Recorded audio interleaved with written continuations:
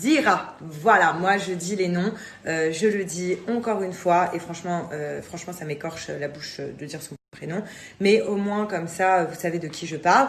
Toutes les semaines je découvre donc des nouvelles interviews où je suis constamment mentionnée dedans. Alors qu'il demande à X ou à Y et à des fois à des personnes que je ne côtoie même pas, que je ne connais même pas, des choses à mon égard et mon prénom sort de ces interviews.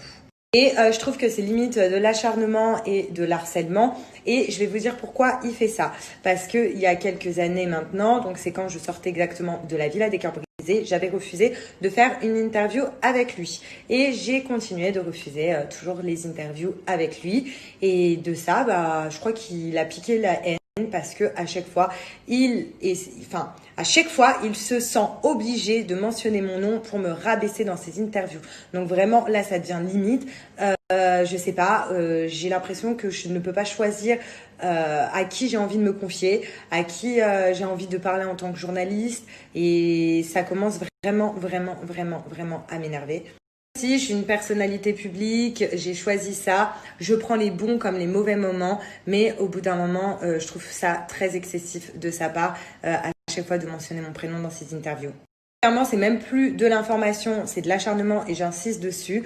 Vraiment, j'insiste sur ce mot acharnement parce que mon cher Samzira, donc tu te prétends journaliste et moi je te dis qu'un journaliste, un bon journaliste normalement doit être impartial. Donc ne doit pas se mettre ni du côté de la personne qu'il est en train d'interviewer, ni du côté de la personne qu'il est en train de cartonner. D'ailleurs, dans sa dernière interview, le Samzira avec le frère de Marine, il a reporté des propos que je n'ai même pas tenus et ça s'appelle de la diffamation et c'est attaquable en fait. Donc si je veux, je l'attaque en justice parce que c'est très grave de rapporter des propos qui n'ont pas été dits et de les sortir de son contexte parce que là vraiment ça devient super grave. Je réfléchis même actuellement à que faire en fait au niveau juridique, donc à continuer mes poursuites ou pas sur ces tas de mensonges qu'à chaque fois il sort dans ses interviews parce que la diffamation ça peut aller très loin.